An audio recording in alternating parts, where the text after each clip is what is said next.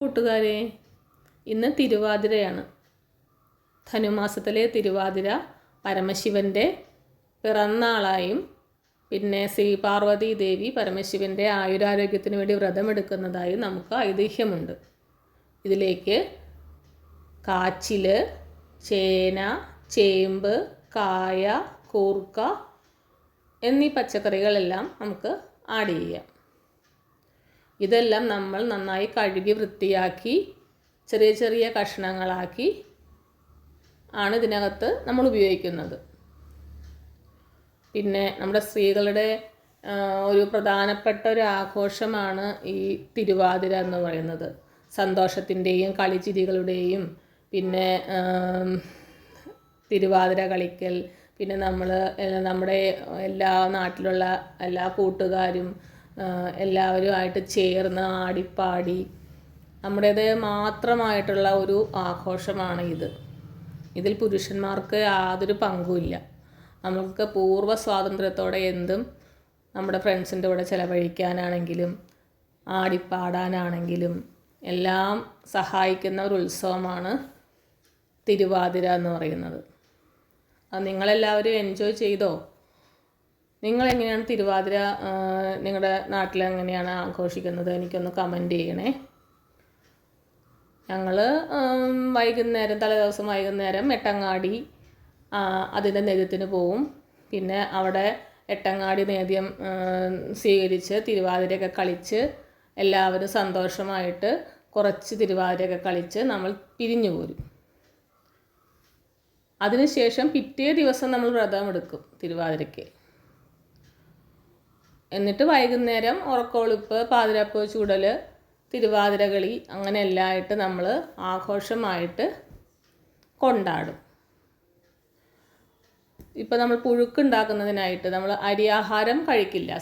വ്രതമെടുക്കുന്ന സ്ത്രീകൾ അരിയാഹാരം കഴിക്കില്ല. പുഴുക്കും പിന്നെ ഗോതമ്പ് കഞ്ഞി അല്ലെങ്കിൽ ഗോതമ്പ് ദോശ അങ്ങനെ ഗോതമ്പിൻ്റെ സാധനങ്ങളാണ് നമ്മൾ കൂടുതലായിട്ടും ഉപയോഗിക്കുന്നത്.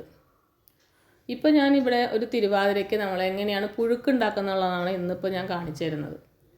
അതിനുവേണ്ടി ഞാൻ നേരത്തെ പറഞ്ഞ എല്ലാ കിഴങ്ങ് വർഗ്ഗങ്ങളും നമ്മൾ കുക്കറിലിട്ട് വേവിക്കണം. പിന്നെ തേങ്ങ, കുറച്ച് ചെറിയ ഉള്ളി, പിന്നെ വെളുത്തുള്ളി, പച്ചമുളക്. എനിക്ക് പച്ചമുളക് ഇല്ലാതുകൊണ്ട് ഞാൻ കാന്താരി മുളകാണ് എടുത്തിരിക്കുന്നത്. കാന്താരി മുളക്, കുറച്ച് ജീരകം, നല്ല ജീരകം. ഇവ മിക്സിയിലിട്ട് നന്നായിട്ട് അരച്ചെടുക്കണം. ഈ അരപ്പ് നമ്മൾ കുക്കറിലിട്ട് വേവിച്ച പയർ, പിന്നെ നമ്മളുടെ നേരത്തെ നമ്മൾ തയ്യാറാക്കി വെച്ചല്ലോ ആ തയ്യാറാക്കി വെച്ച കിഴങ്ങ് വർഗ്ഗങ്ങൾ ഇതെല്ലാം കൂടി കുക്കറിലിട്ട് ഉപ്പ്, മഞ്ഞൾപ്പൊടി എന്നിവ ചേർത്ത് കുറച്ച് വെള്ളം, വേവിക്കാൻ ആവശ്യമായ വെള്ളം മാത്രം ഒഴിച്ചാൽ മതി. ആ കിഴങ്ങ് മൂടി കിടക്കാൻ പാകത്തിന് മാത്രം വെള്ളം ഒഴിക്കുക. എന്നിട്ട് കുക്കറിലിട്ട് ഒരു 4 കിഴങ്ങായതുകൊണ്ട് നമുക്ക് കുറച്ച് വേവുണ്ട്. അപ്പോൾ കുറച്ച് കൂടുതൽ നേരം നമ്മൾ വിസിലടിക്കണം. അങ്ങനെ നമ്മളത് വേവിച്ച് വയ്ക്കുക. വേവിച്ച് വച്ചതിന് ശേഷം നമ്മൾ കുറച്ച് നേരം വെയിറ്റ് ചെയ്യുക. അതിൻ്റെ ആവി പോകണമല്ലോ. എന്നിട്ട് മാത്രം നിങ്ങൾ കുക്കർ തുറക്കുക. കുക്കർ യൂസ് ചെയ്യുമ്പോൾ എപ്പോഴും സൂക്ഷിക്കണേ. പിന്നെ വേറൊരു പാൻ നമ്മൾ അടുപ്പത്ത് വയ്ക്കുക. അത് നമ്മൾ പാരലായിട്ട് അപ്പുറത്ത് ചെയ്ത് വെച്ചിട്ടുണ്ട് കുക്കറിലുള്ള സംഭവം. പിന്നെ ഈ വേറൊരു പാൻ അടുപ്പത്ത് വെച്ച് അതിൽ ഓയിൽ ഒഴിക്കുക. വെളിച്ചെണ്ണയാണ് ഇതിന് ഏറ്റവും നല്ലത്. നല്ല വെളിച്ചെണ്ണ ഒഴിക്കുക. കുറച്ച് ജീരകം, കടുക്, ചിലർ ചെറിയ ഉള്ളിയൊക്കെ താളിച്ചിടും. ഞാനിപ്പോൾ ഇവിടെ ജീരകവും കടുകുമാണ് ഇട്ടിരിക്കുന്നത്. പിന്നെ കൊല്ലമുളക്, കറിവേപ്പില ഇത്രയും നമ്മളിട്ട് എണ്ണയിൽ കടുക് പൊട്ടിച്ച് നമ്മൾ നേരത്തെ തയ്യാറാക്കി വെച്ച ആ പയറും കിഴങ്ങും ഉണ്ടല്ലോ അതെടുത്ത് ഈ പാനിലേക്ക് ആഡ് ചെയ്യുക. എന്നിട്ട് നന്നായി തിളച്ച് നന്നായിട്ട് യോജിച്ച് വന്നു കഴിയുമ്പോൾ നന്നായിട്ട് ഇളക്കി കുറച്ചൊന്ന് ആ വെള്ളം വറ്റിച്ചെടുക്കണം. വറ്റിച്ചെടുത്തതിന് ശേഷം നമ്മൾ തേങ്ങ അരച്ച് വെച്ചിട്ടുണ്ടല്ലോ ആ അരച്ച് വെച്ച തേങ്ങയുടെ കൂട്ട് ഇതിനകത്തേക്ക് ആഡ് ചെയ്യുക.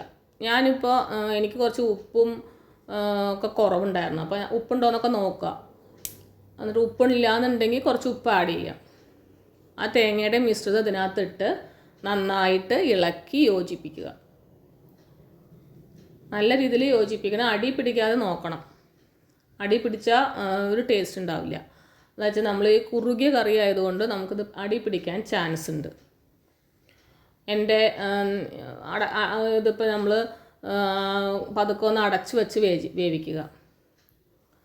ഇപ്പോൾ എനിക്ക് ഇതിനകത്തൊരു കളറ് കുറവുണ്ട്. അപ്പോൾ ഞാൻ കുറച്ച് മഞ്ഞൾപ്പൊടിയും പിന്നെ എരിവിന് വേണ്ടി ഒരു അല്പം മുളക് പൊടിയും ആഡ് ചെയ്യുകയാണേ. നിങ്ങളുടെ എരിവിനനുസരിച്ച് നിങ്ങൾക്ക് മുളക് പൊടി ഇടാം. ഞാൻ ആദ്യം മുളക് പൊടി ആഡ് ചെയ്തിട്ടുണ്ടായിരുന്നില്ല. കാന്താരി മുളക് മാത്രമേ ചേർത്തിട്ടുണ്ടായിരുന്നുള്ളൂ. അപ്പോൾ കുറച്ചൊരു എരിവിന് വേണ്ടിയിട്ട് എൻ്റെ കുട്ടികളൊന്നും അധികം എരിവ് കഴിക്കാത്തതുകൊണ്ട് ഞാൻ മുളക് കുറച്ചിട്ടത്. നമ്മുടെ പുഴുക്ക് റെഡി.